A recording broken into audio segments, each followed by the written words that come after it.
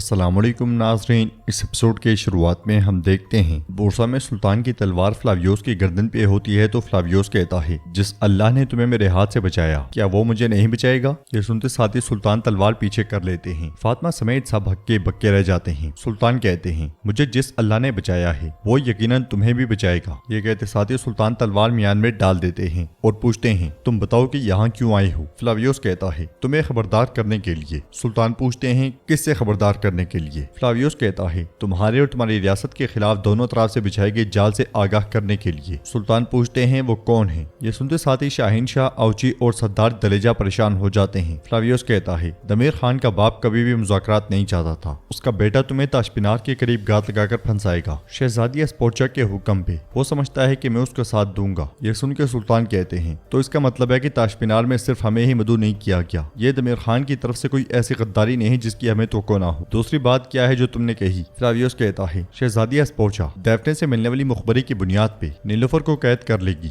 सुल्तान गुस्से से कहते हैं, ये तुम क्या कह रहे हो फ्लावियोस, तो मुखबरी करने वाली डैफ्ने थी। फातिमा कहती है, डैफ्ने, मुझे तो शुरू से ही उस पे शक था। या अल्लाह मेरी बाबी की हिफाजत फरमा। सुल्तान के इशारे पे सिपाही फ्लावियोस को खड़ा करते हैं और सुल्तान कहते हैं, दमीर खान के साथ मिलकर मुझे शिकस्त देने का मौका होने के बावजूद तुम मेरी मदद करने क्यों आई। फ्लावियोस कहता है, क्योंकि तुमने मेरे अंदर छुपे हुए एक राज को अया कर दिया है। नाज़रीन, इसके बाद हम देखते हैं कि जंगल में एस्पोर्चा का खंजर नीलुफर के गले पे होता है और वो कहती है, मैं तुम्हारी जान तुम्हारे पेट में मौजूद बच्चे की खातिर बख्श नहीं हूँ नीलुफर। ये कहते साथ ही वो नीलुफर को पीछे धकेल देती है। नीलुफर पूछती है, क्या हुआ, क्या तुम्हारा ज़मीर जाग गया है। जवाबन एस्पोर्चा कहती है, मैं जो कुछ भी कर रही हूँ अपनी रियासत के लिए कर रही हूँ, अपनी जमीनों को तुम्हारे शोहर से बचाने के लिए कर रही हूँ, और अगर मैं तुम्हें मारना चाहती तो जिस वक्त तुम्हें पकड़ा था उसी वक्त मार देती नीलुफर, लेकिन दुश्मनी क्यों ना हो मैं किसी हामला औरत पे हाथ नहीं उठाती। नीलुफर कहती है, मगर मैं तुम्हें जरूर जान से मार दूंगी एस्पोर्चा। एस्पोर्चा सिपाहियों से कहती है, हम जा रहे हैं, तैयार हो जाओ। ये सुनते साथ ही सिपाही नीलुफर को घोड़ा गाड़ी में बिठा देते हैं कि इसलिए में एक सिपाही भागता हुआ आता है और एस्पोर्चा से कहता है, कमांडर फ्लावियोस केनिया सवारी पर मौजूद नहीं। ये सुन के एस्पोर्चा को बहुत गुस्सा आता है। मौका देखते साथ ही अस्मा घोड़ा गाड़ी में से भाग पड़ती है तो एस्पोर्चा के हुक्म पे सिपाही की तरफ से छोड़ा हुआ तीर उसकी पीठ में जा लगता है और वो जमीन पे गिर जाती है। ये देख के नीलुफर अस्मा अस्मा कहते हुए उसकी जानिब बढ़ती है, मगर बसंतनी सिपाही तलवार उस पे तान लेता है। एस्पोर्चा सिपाहियों से कहती है, मंसूबा बदल गया है, बुरहान हमारा पीछा करते हुए आएगा और हमारे जाल में फंस जाएगा, अब चलो चलते हैं। ये कहते और सुनते साथ ही वो जख्मी अस्मा को छोड़ के चले जाते हैं। बोरसा में सुल्तान का दीवान लगा होता है। शहनशाह कहता है, एक दुश्मन दूसरे की मुखबरी कर रहा है, सुल्तान मौजम उसकी बात पर यकीन करके निकलना सीधा जाल में जाने के मुतरादिफ होगा। तो सुल्तान कहते हैं, ये जाल है या नहीं हम वहाँ जाए बगैर नहीं जान सकते। आसानी से या फिर ताकत के जोर पे तुम दमीर खान को ढूंढ के मेरे पास लाओगे। मैं पहले खुद उससे रूबरू बात करूंगा, अगर फ्लावियोस की बातें सच निकली तो उसकी खैर नहीं। शहनशाह कहता है, सुल्तान मौजम, मैं अभी औची और दलेजा बे के साथ जाके दमीर खान को लेके आता हूँ। सुल्तान कहते हैं, सिर्फ तुम नहीं बल्कि बुरहान, जेरकुतै और तैमूर बोगा जैसे सदरान भी तुम्हारे साथ जाएंगे। जेरकुतै कहता है, चूंकि उन्होंने सुल्तान के लिए गात लगाई है तो इसलिए ये एक कठिन मार्का होगा शहनशाह बे। बुरहान कहता है, हम पूरी ताकत के साथ जाएंगे, किसी भी मुमकिन खतरे से निपटने के लिए तैयार रहें। शहनशाह परेशान तो होता है मगर आदाब बजा लाता है और वो सब रवाना हो जाते हैं। सुल्तान बाकियों से कहते हैं, हम भी नीलुफर के पीछे उड़ान भरेंगे, फ्लावियोस भी हमारे साथ चलेगा, अगर इसकी बातें झूठी निकली तो मैं वहीं पे इसकी जान ले लूंगा। ये कहते साथ ही सुल्तान आगे बढ़ते हैं तो फातिमा कहती है, सुल्तान मौसम, ज्यादातर सदरान दमीर खान की तरफ गए हैं तो इजाजत दीजिए मैं और हलीमा भी आपकी ताकत बने। इजाजत मिलते साथ ही फातिमा भी चल पड़ती है। बाहर घोड़े के पास मौजूद औची शहनशाह से कहता है, फ्लावियोस तुमने एस्पोर्चा से गद्दारी क्यों की और उरहान की मदद क्यों की, मेरी समझ से बाहर है। दलेजा कहता है, शहनशाह भी, अगर दमीर खान ने हमारा राज फाश कर दिया तो। शहनशाह कहता है, अगर उसे महल लाकर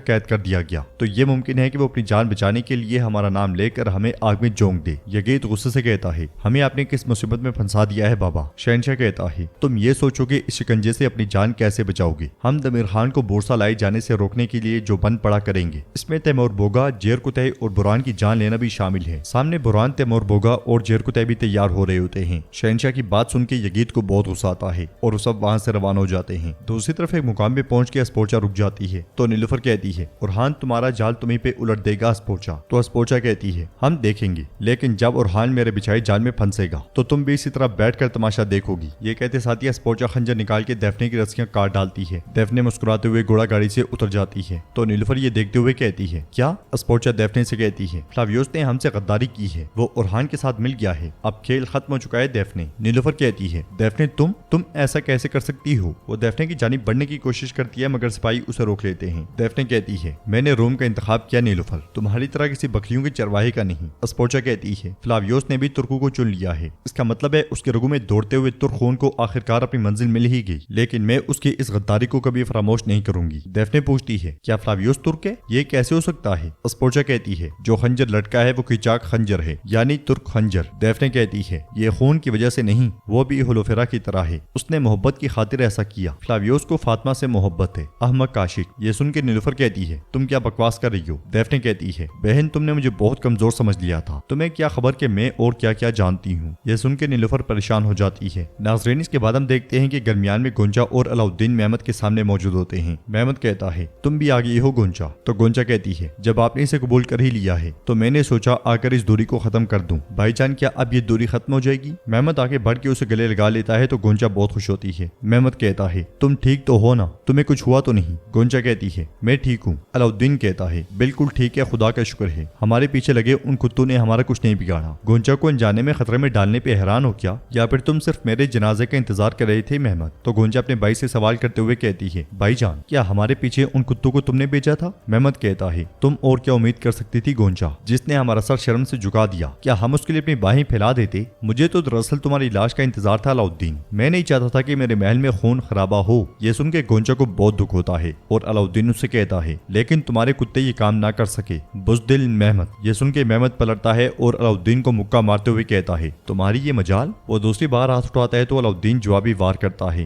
گونجا کہتی ہے بھائی جان آپ کیا کر رہے ہیں؟ برائے مہربانی رک جائیں۔ سپاہی علاؤالدین کو دبوچ لیتے ہیں اور مہمت علاؤالدین پہ ٹوٹ پڑتا ہے۔ خواتین گونجا کو بھی پکڑ لیتی ہیں تو وہ اس سے کہتی ہے بھائی جان ہوش میں آئیں، آپ کیا کر رہے ہیں؟ علاؤالدین کہتا ہے اتنے عرصے کے بعد بھی تم بالکل نہیں بدلے مہمت، تم آج بھی اتنے ہی بزدل ہو۔ یہ سن کے مہمت اسے دبوچتے ہوئے کہتا ہے تم خود چل کر اپنی موت کے منہ میں آئے ہو علاؤالدین، کیا تمہیں اپنے زخم کی جگہ یاد ہے؟ جب میں گیا تھا تو میں نے کہا تھا کہ تمہاری موت میرے ہاتھوں لکھی ہے، میں تمہیں اپنے ہاتھوں سے ماروں گا علاؤالدین۔ یہ کہتے ساتھ وہ ایک اور مکہ علاؤالدین کو دے مارتا ہے۔ گونجا چیختے چلاتے ہوئے خود کو چھڑوانے کی کوشش کرتی ہے مگر ناکام رہتی ہے۔ دوسری طرف سلطان خواتین اور سپاہیوں کے ساتھ گھوڑے دوڑا رہے ہوتے ہیں۔ گھوڑے دوڑاتے دوڑاتے وہ اس مقام پہ پہنچتے ہیں جہاں پہ اسپوچا رکی تھی۔ سلطان کہتے ہیں ہر طرف تلاش کرو، نیلوفر خاتون کا کوئی سراغ ڈھونڈو۔ یہ کہتے اور سنتے ساتھ ہی وہ گھوڑے چھوڑتے ہیں اور تلاش شروع کر دیتے ہیں۔ سپاہیوں کی لاشیں دیکھتے ہوئے کراخلیل کہتا ہے جناب فلاویوس سچ کہہ رہا تھا۔ حلیمہ کہتی ہے یہ دیفنے کی غداری کا ہی نتیجہ ہے۔ یہ سن کے عبدالرحمن کو بہت غصہ آتا ہے، وہ دیفنے کی دی ہوئی انگوٹھی کو یاد کرتا ہے۔ تلاش کے دوران فاطمہ کو اسما نظر آتی ہے، وہ اس کی سانسیں محسوس کرتے ہوئے کہتی ہے یہ زندہ ہے، جلدی سے پانی لاؤ۔ سب تیزی سے اسما کے پاس جاتے ہیں۔ حلیمہ تیر توڑ دیتی ہے اور فاطمہ اسے پانی پلاتی ہے، پھر پوچھتی ہے اسما یہاں یہ سب کیا ہوا ہے؟ نیلوفر خاتون کہاں ہیں؟ جواب میں اسما کہتی ہے اسپوچا نے حملہ کیا تھا، وہ نیلوفر خاتون کی جان لینا چاہتی ہے۔ یہ سن کے سلطان غصے میں فلاویوس سے پوچھتے ہیں وہ اسے لے کر کہاں جا سکتی ہے فلاویوس؟ تو فلاویوس کہتا ہے مجھے نہیں معلوم، لیکن وہ کوئی ایسی جگہ نہیں ہوگی جسے ہم آسانی سے ڈھونڈ لیں۔ اسپوچا ہماری سوچ سے بھی زیادہ مکار ہے۔ سلطان کہتے ہیں وہ اسے جہاں بھی لے کر جائے وہ جگہ اس کی قبر بنے گی۔ سپاہیوں ہر طرف تلاش کرو، ہر پتھر کے نیچے ڈھونڈو۔ یہ سنتے ساتھ ہی سپاہی پھیل جاتے ہیں اور باقی اپنے ساتھیوں کی لاشیں ٹھکانے لگاتے ہیں۔ تو ناظرین اس کے ساتھ یہ ایپیسوڈ بھی اختتام پذیر ہوتی ہے۔ ویڈیو پسند آئے تو لائک کر دیں، شیئر کر دیں، سبسکرائب نہیں کیا ہوا تو سبسکرائب کرنے کے ساتھ ساتھ گھنٹی والے آئیکن کو دبانا مت بھولیں۔ ملتے ہیں انشاءاللہ نیکسٹ ویڈیو میں، تب تک کے لیے رکھیں اپنا اور اپنوں کا بہت زیادہ خیال۔ اللہ نگہبان۔